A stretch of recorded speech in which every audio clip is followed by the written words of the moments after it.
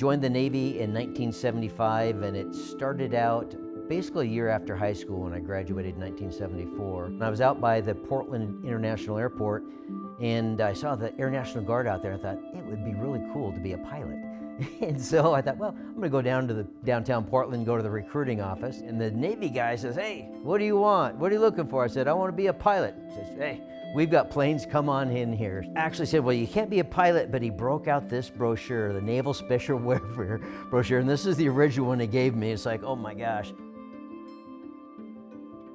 So I did go to BUD/S training in 1975. Out of the 140, we ended up graduating approximately 37, which the attrition rate's typically about 75%, so that was pretty commonplace.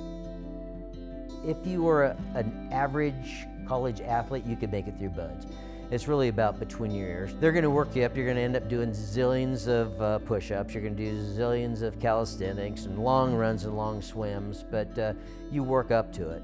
Lost most of them on just a bay swim. You swim a 1 mile in the bay, half mile down, half mile back, and 75% of the kids quit that class due to the cold water.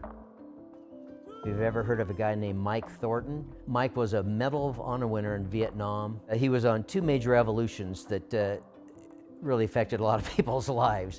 One was drown proofing.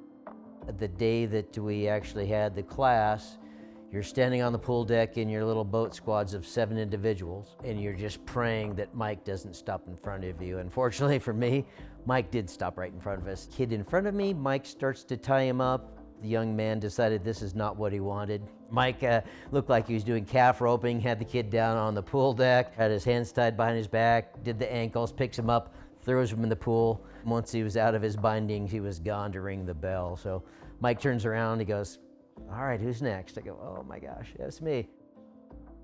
We had a cylinder 50 feet deep. You'd stand at the top, take a deep breath, go down to the bottom, and there's a line across the bottom. And this is used basically to practice tying in your demolition explosives. I had Mike Thornton again as my guy.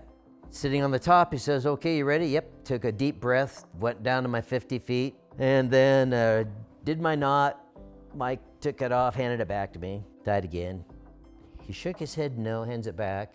I tied it again, and I was out of air. I get to the surface, and I'd learned how to tie the knot wrong. God must have been keeping an eye on me because I got it right the next time. Very few ever get to where you are today. You only graduate from BUD/S training once. I went to SEAL Team 1, which I was happy about. I mean, when I got there, I met up with the platoon, just worked around the area for a while. Loved it, had a great platoon, had some great experiences, made 2 deployments as a young enlisted guy, and then finished up night school and then went to officer candidate school after about my 9-year mark, and then came back to SEAL Team 3. As time progressed, we weren't as reliable and dependable as we had been in the past. When we'd lock out of a submarine, basically we went dark until we went and did our mission and came and locked back in. It's like, where are these guys? We don't know where they're at. They could track planes, they could track submarines, they could track ships, but when the SEALs are out there, they don't know where they're at, and they don't know if they're in a situation where we could have some friendly fire and have some casualties. Well, we did that. I built this mission support center for Bill. He gave me a couple million in 6 months to break ground and put a facility together, but have all the tactics, techniques, and procedures put into place that I could have my own meteorological officer, BTOG officer, that's my weather guy, or I would have my weapons guy. Very proud to build that and be part of it. And then we'll put something heavy, because Project Healing Waters, I heard about it a long time ago, and it was about a year ago that I really wanted to pursue it. But it's designed to help any veteran that has 0 to 100% disability. But we'll do rod building. Even tonight, I'm going to do some fly tying. All of our guys, we have 40 folks in the program now, and they don't really have any visible things that you can see. Guys have pins and rods in them or PTSD.